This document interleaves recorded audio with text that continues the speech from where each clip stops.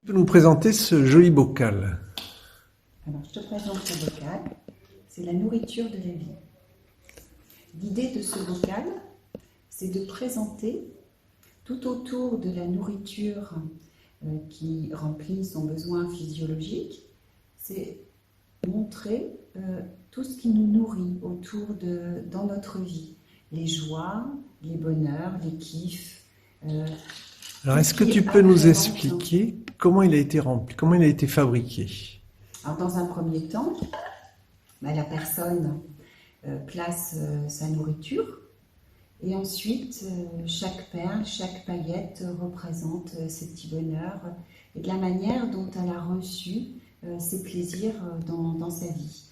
Alors, elle agrémente de paillettes, de perles et au final, elle colorie cette eau avec un colorant alimentaire, ce qui rend en fait beaucoup plus joyeux encore cette nourriture.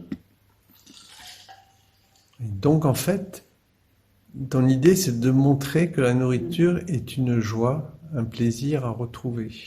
Exactement. Et que la nourriture est pleine d'émotions aussi positives. Oui, c'est l'idée de se nourrir même en regardant les lumières, en absorbant tout ce qui est autour de nous, des belles choses. Alors justement, toi, tu es diététicienne nutritionniste, et quand on entend diététicienne, on pense tout de suite à régime.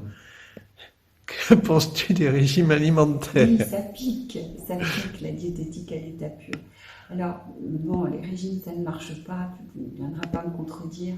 Et j'ai trouvé que la nutrition intuitive était beaucoup plus efficace. Déjà, c'est une méthode naturelle qui permet à chacun de révéler en fait son potentiel intérieur. Car chacun entre nous, a cette faculté de pouvoir s'autoréguler. Il suffit simplement de réactiver. D'accord. Le mangeur intuitif en soi. Alors, je sais que tu connais bien Pascal Chamy. D'ailleurs, vous utilisez toutes les deux les bols tibétains. J'avoue que j'y ai été assez sensible. Et Pascal Chamy, dans une séance d'auto-hypnose que j'aime beaucoup, utilise l'image de l'animal sauvage.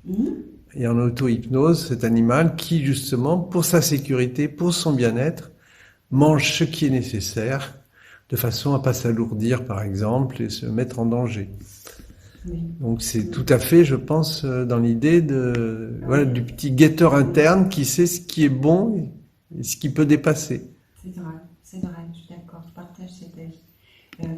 Oui, le mangeur intuitif va instinctivement vers ce qui est bon pour lui, il sait même au niveau des micronutriments, il va être en recherche, quand il est très attentif, à une denrée en particulier. On sent, ça nous arrive à tous, tiens, j'ai envie de ce fruit, j'ai envie de ce plat. Derrière ça, il y a sans doute une réserve intérieure physiologique à remplir à nouveau. Dernière question avant que je te libère, parce que ça a été une longue journée. Quelles sont les personnes que tu vois en consultation, en fait?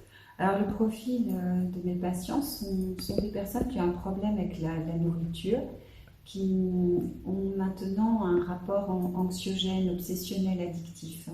Alors, la nourriture qui est leur solution dans l'instant pour calmer, pour apaiser leur mal-être, leur souffrance, puisque c'est la résultante, c'est un symptôme.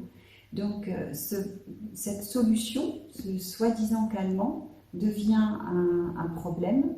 Et là, à nouveau, il faut retrouver une solution pour ce problème qui était pourtant devenu une solution à leur problème. Et là, on est sur des choses très personnelles et intimes, parce que l'alimentation, c'est propre à chacun. Et là, pour changer son comportement alimentaire, j'ai recours à toutes ces méthodes que je vous ai proposées tout à l'heure, c'est-à-dire la nutrition intuitive, l'hypnose, les MAP, les thérapies brèves, pour leur montrer une autre manière de se nourrir. Oui, les MAP, c'est les mouvements alternatifs. Les mouvements alternatifs pluriels. D'accord. Donc, si j'ai bien compris, en fait, c'est pas de régime, pas d'aliments interdits, simplement un nouveau cadre d'abord des aliments. C'est ça. Trouver un intérêt différent à se nourrir pour contourner, externaliser le problème. D'accord. Et ne jamais interdire un aliment, mais éventuellement proposer d'en introduire d'autres, Oui.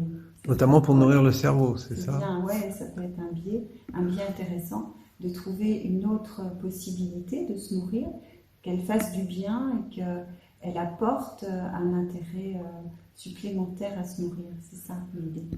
Eh ben, je trouve que c'est une très bonne conclusion et je te remercie.